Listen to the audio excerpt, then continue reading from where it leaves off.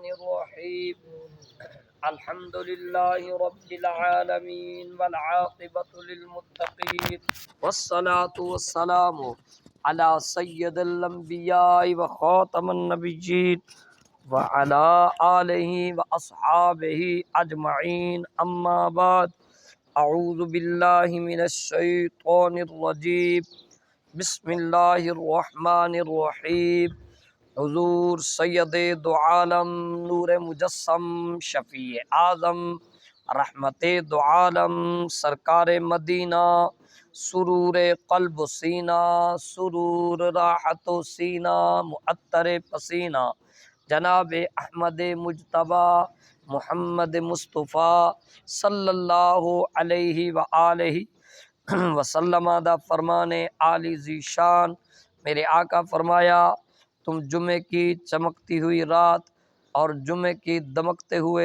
دن میں ہماری ذات پر کثرت سے درود پاک پڑھا کرو۔ فرمایا تمہارا پڑھا گیا درود ہماری بارگاہ میں پیش کیا جاتا ہے۔ یقیناً میرے آقا دو عالم نور مجسم صلی اللہ علیہ وآلہ وسلم کی ذات اقدس پر درود پاک بھیجنے کے دنیا و آخرت میں بے حد و بے شمار فضائل ہیں۔ حصول برکت کے لیے محبت اور ذوق کے ساتھ وجد اور شوق کے ساتھ میرے سارے بھائی مل کے میرے آقا کی ذات پہ جھوم جھوم کے اونچی آواز میں درود پاک پڑھ دیجئے۔ اللہم صل علی سیدنا و مولانا محمد وعلی آل سیدنا و مولانا محمد وبارک وسلم وصلو علیہ۔ اللہ پاک اپنے پاک کلام میں ارشاد فرمایا۔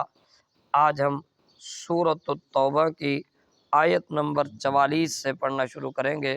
تمام حضرات سورۃ التوبہ آیت نمبر 44 جو کلام اللہ شریف آپ کے پاس موجود ہے، صفحہ نمبر 333 پر نچلی طرف سے تیسری لائن میں آیت پاک شروع ہو رہی ہے۔ اللہ پاک فرمایا بسم اللہ الرحمن الرحیم لا يستأذنك الذين يؤمنون بالله واليوم الآخر أن يجاهدوا بأموالهم وأنفسهم والله عليم بالمتقين انما يستأذنك الذين لا يؤمنون بالله واليوم الآخر وارتابت قلوبهم فهم في ريبهم يترددون ولو أرادوا الخروج لأعدوا له عدة ولكن كره الله بعاثهم فثبطهم وقيل اقعدوا مع القاعدين۔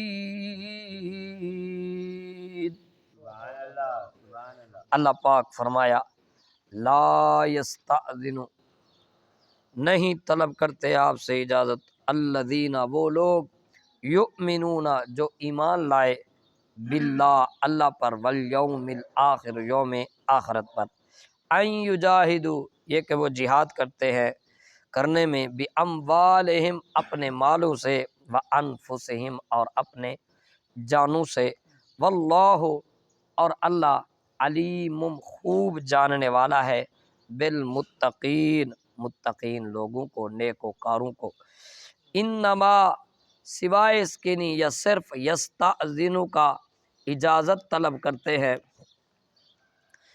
لا یؤمنون وہ لوگ جو نہیں ایمان رکھتے باللہ اللہ پر والیوم الآخر اور یوم آخرت پر وارتابت اور شکوک میں ہے شبہات میں ہے قلوبہم ان کے دل فہم پس وہ فی ریبہم اپنے شکوک میں اپنے شبہات میں یترددون حیران و پریشان ہے ولو اور اگر ارادو وہ ارادہ کرتے، خروجا نکلنے کا، یعنی جنگ میں نکلنے کا اگر ان کا ارادہ ہوتا، لأعدو تو ضرور تیاری کرتے، لہو اس کے لیے، عدہ تے زاد راہ کے، زاد راہ کا، ولیکن کرہ اللہ ناپسند فرمایا اللہ نے، انبعاثہم ان کے نکلنے کو، فثبتہم پس ہمت ہو گئے، بیٹھ گئے، وقیل اقعدوا تو کہہ دیا گیا اور ان کو بیٹھ جاؤ تم، اقعدوا تم بیٹھے رہو، مع القاعدین بیٹھے رہنے والوں کے پاس۔ 3 آیت بینہ تلاوت کرنے کا شرف حاصل کیا ہے۔ اللہ پاک کی پاک بارگاہ میں دعا ہے مولا کریم حق بات کہنے کی توفیق عطا فرمائے۔ تمام حضرات اللہ کا نام لیجئے، کہیے سبحان اللہ۔ کل کی آیت مطالعہ جو تلاوت کی تھی، اس آیت مطالعہ کا لب لباب، کل کی آیت مطالعہ میں اللہ تعالیٰ نے آقا دو عالم نور مجسم صلی اللہ علیہ وآلہ وسلم کے اس قول مبارکہ کو بیان فرمایا کہ جب آپ کے پاس منافق آئے تھے اور اجازت طلب کر رہے تھے، ہیلے بہانے کر رہے تھے، اللہ اکبر کبیرہ، بات بہت بڑی ہے، سمجھنے والے کے لیے اشارہ کافی ہے۔ انہوں نے اجازت طلب کی تو میرے آقا صلی اللہ علیہ وسلم نے ان کو یہ نہیں کہا کہ تم کیا کر رہے ہو اس وقت۔ ہر موقع پہ منافقین نے دھوکہ دیا، تو میرے آقا صلی اللہ علیہ وسلم نے ہمیں یہ سبق دیا کہ جب تم ہمت کی کمر باندھ لو تو پھر اللہ کی ذات پہ بھروسہ شروع کر دو، محنت بھی کرتے جاؤ اور اللہ کی ذات پہ بھروسہ بھی کرتے جاؤ، تو اللہ تعالیٰ تمہاری محنت کو ضائع نہیں فرمائے گا۔ اللہ اکبر کبیرہ۔ فرمایا عفا اللہ عنک، اے حبیب اللہ آپ پہ کرم فرمائے، اللہ آپ کو معاف فرمائے، اللہ تعالیٰ آپ کے اس قول سے درگزر فرمائے۔ عفا درگزر کرنا بھی ہے، درگزر کیا اللہ تعالیٰ نے آپ کے اس قول کے۔ یہاں ایک بات سمجھ لیجئے، عفا کا معنی درگزر بھی ہوتا ہے، عفا کا معنی معاف کرنا بھی ہوتا ہے، عفا کا معنی رحم کرنا بھی ہوتا ہے۔ اب ہم اس کو اگر اس معنی پہ لیں گے تو یہ قرآن کے اسلوب کے مطابق ہو جائے گا۔ عفا بس اللہ تعالیٰ نے آپ سے درگزر کیا، یعنی اب آپ پہ کوئی ملامت، حافظ صاحب اب کوئی ملامت نہیں ہے۔ کوئی کہے کہ رسول اللہ صلی اللہ علیہ وسلم سے یہ خطا ہوئی، اجتہادی خطا ہوئی، کل میں نے اس کے جواب بھی آپ کو ارشاد نقل کیے تھے، میں نے آپ سامنے خدمت پیش کیے تھے کہ سرکار صلی اللہ علیہ وسلم پر ہم اہل و سنت کا کیا 1400 سالوں سے امت کا یہی اجماع ہے اس پہ کہ آقا دو عالم نور مجسم صلی اللہ علیہ وسلم تمام قسم سے عیبوں سے پاک ہے۔ جن کی خدمت میں آ کر شیطان بھی مسلمان ہو جائے تو بتاؤ کیا وہ خود خطا کار ہو سکتے ہیں؟ اللہ اکبر۔ لما اذن طلب، اللہ فرمایا اے حبیب، اللہ نے آپ سے درگزر فرما لیا، اے حبیب آپ نے ان کو کیوں اجازت دی؟ اللہ آپ کو معاف فرمائے، یہ میں نے کہہ دیا تھا، یہ آپ کی شان بڑھانے کے لیے لفظ ہے۔ کہہ دیا گیا کہ جناب آپ نے ان کو کیوں اجازت دی، منافقوں کو آپ نے کیوں، حتیٰ یتبین لک الذین صدقوا، اگر آپ ان کو اجازت نہ دیتے تو ان کی جو منافقت ہے وہ کھل کے آ جاتی اور ہر ایک کو پتہ چل جاتا یہ منافق لوگ ہیں، یہ 2 نمبر لوگ ہیں، یہ ظاہر کچھ ہے باطن کچھ ہے۔ فرمایا وتعلم الکاذبین، اور آپ جان بھی لیتے جھوٹا کون ہے ان میں۔ لا یستأذنک الذین یؤمنون باللہ والیوم الآخر، یہاں صحابہ کی شان کو بیان فرمایا، فرمایا وہ اجازت طلب نہیں کرتے وہ لوگ، فرمایا جنہوں نے اللہ سے دوستی لگائی ہے، یؤمنون باللہ جنہوں نے اللہ کو اپنا کارساز بنایا، والیوم الآخر اور یوم آخرت پہ یقین ہے ان کا کہ یہاں اگر سر کٹ بھی گیا تو قیامت کے دن بڑی عزت کے تاج دیے جائیں گے۔ فرمایا ان یجاہدوا باموالہم وانفسہم، فرمایا وہ اپنی جانوں سے بھی لڑنے کے لیے تیار، اپنے مالوں کے ذریعے بھی لڑنے سے تیار، واللہ علیم بالمتقین، اور اللہ کو تو خوب پتہ ہے نا کہ آپ کی محفل میں بیٹھے کون کون سا بندہ کس کس طبیعت کا ہے، اور اللہ تو خوب جانتا ہے نیکوکار کون بندے ہیں۔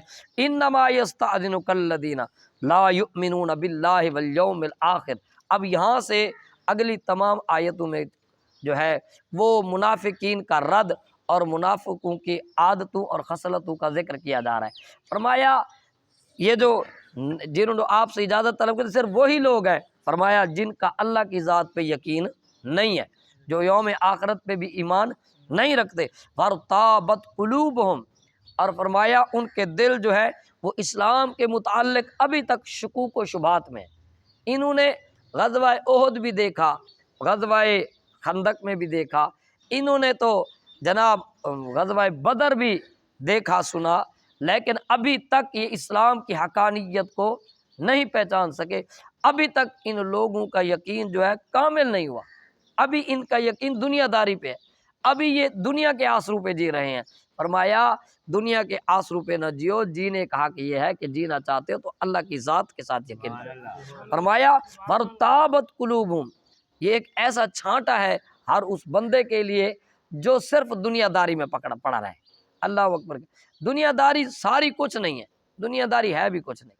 دنیا داری اگر سب کچھ ہوتی تو پھر کبھی مالدار کو موت نہ آتی، کبھی مالدار بیمار نہ ہوتا، کبھی دنیا دار جو ہے پریشانیوں سے لاحق نہ ہوتا۔ وَارْتَابَتْ قُلُوبُهُمْ، دنیا آتی ہے تو شکوک و شبہات ساتھ لاتی ہے۔ فرمایا وَارْتَابَتْ قُلُوبُهُمْ، ان کے دل شکوک و شبہات میں ہیں۔ فَهُمْ فِي رَيْبِهِمْ يَتَرَدَّدُونَ، اور اتنے پریشان ہیں یہ لوگ، اتنے پریشان ہیں یہ لوگ دنیا دار، دنیا کی چاہت رکھنے والے، کہ فرمایا حیران و پریشان ہے، کریں اور کریں۔ مجھے ایک شخص سنا رہا تھا، کہہ رہا تھا ہمارے فیکٹری کے مالک نے ہمیں کہا کہ جناب 4 سال ہو گئے میں نے فیکٹری لگائی ہے، آڈٹ کر کے بتاؤ میری فیکٹری میں کیا مجھے بچا اور کیا میں نے لگایا۔ تو کہتے 4 ماہ لگ گئے، ہم نے اس کے فیکٹری کا آڈٹ کیا اور ہم نے دیکھا کہ اس نے 5 ارب روپیہ اپنی فیکٹری پہ خرچ کیا، اور اس کا جو اسے پر منتھ جو ریوارڈ مل رہا تھا وہ 8 لاکھ مل رہا تھا۔ ہم نے دیکھا کہیں اوپر نیچے کمی پیشی ہو سکتی ہے، ہم نے کہا 50,000 خرچوں میں لگا دو اور 7.5 لاکھ جو ہے وہ بتا دو۔ اب جب ہم اس کو رپورٹ دی 4 ماہ بعد، تو جب اس کو دی تو وہ بڑا افسردہ ہوا۔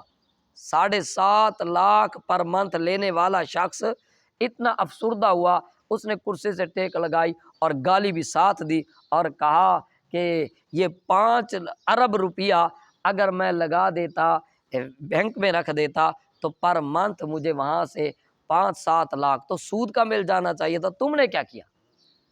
تم نے یہ میرا 4 سالوں میں اتنا پیسہ لگوا دیا۔ انہوں نے عرض کی جناب من، اس جو آپ کے 15 لاکھ جو 7.5 لاکھ کا ہم نے آپ کو نیٹ پروفٹ بتایا ہے، یہ وہ پروفٹ ہے جو تمام اخراجات نکال کے، حتیٰ کہ آپ کی ذات کا بھی خرچہ نکال کے ہے، آپ کی گاڑی کا بھی خرچہ نکال کے ہے، نٹ قابلے کا خرچہ نکال کے، یہ صاف ہی 7.5 لاکھ روپیہ ہے۔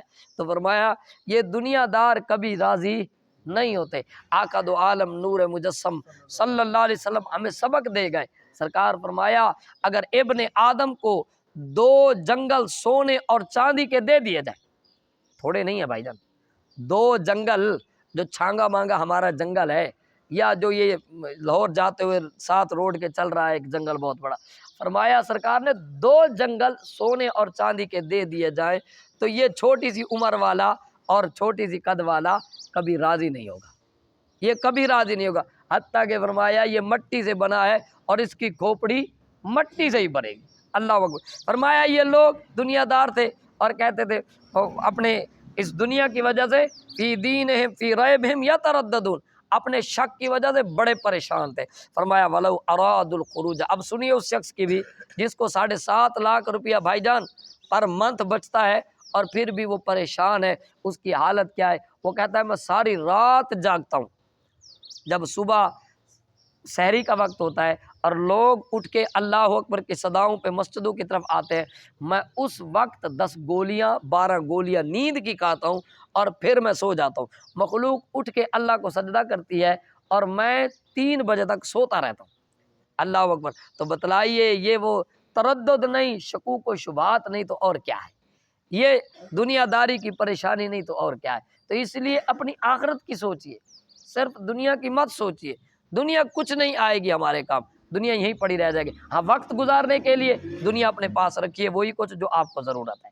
اللہ اکبر۔ فرمایا ولو اراد الخروج لأعدوا له، اور اگر ان کا ارادہ ہوتا نکلنے کا تو فرمایا لأعدوا له عدہ، تو فرمایا اس کے لیے زیادہ راہ تیار کرتے۔ یہ تو بہانے بنانے آ گئے، اس کے لیے اب یہ ہیلے بہانے کریں اور یہ کہیں وہ کہیں تو کوئی بات اب ان کی قبول نہیں ہے۔ ولیکن کرہ اللہ بعاثہم، فرمایا اللہ نے ان کے ان بد اعمالیوں کی، یہ ایک مختصر بات کر رہا ہوں ورنہ اس کی تفصیل ہے، ان کی کری اللہ نے ناپسند کیا۔ یہاں اعتراض بن جاتا ہے بھئی جب اللہ نے نہ ان کو ناپسند کیا ساتھ لے جانے کا تو پھر وہ تو بے قصور ہے، لیکن بات یہاں کچھ اور ہے میرے بھائیو، وہ بات یہ ولیکن کرہ اللہ بعاصم، توجہ نہیں ہے بھائیو، لیکن اللہ تعالیٰ نے ان کی بد عمالیوں کی وجہ سے اس کو ناپسند کیا۔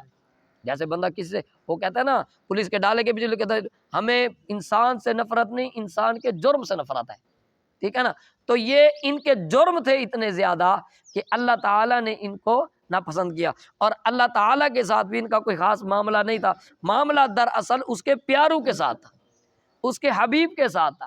جب ان کے اللہ کے حبیب کو انہوں نے ناپسند کیا تو اللہ نے کہا اگر میرے حبیب کو تم ناپسند کرتے ہو ولیکن کرہ اللہ، تو پھر میں بھی تمہیں ناپسند کرتا ہوں، ولیکن کرہ اللہ بعاصم، فرمایا اللہ تعالیٰ نے ان کا نکلنا ناپسند کیا، فثبتہم، پس انہیں پس پشت ڈال دیا، یعنی انہیں چھوڑ دیا، جاؤ رہو جہاں رہو، اب تم سے کوئی بات کلام نہ ہوگا، وقیل اقعدوا، اور انہیں کہہ دیا گیا اقعدوا، بیٹھ جاؤ۔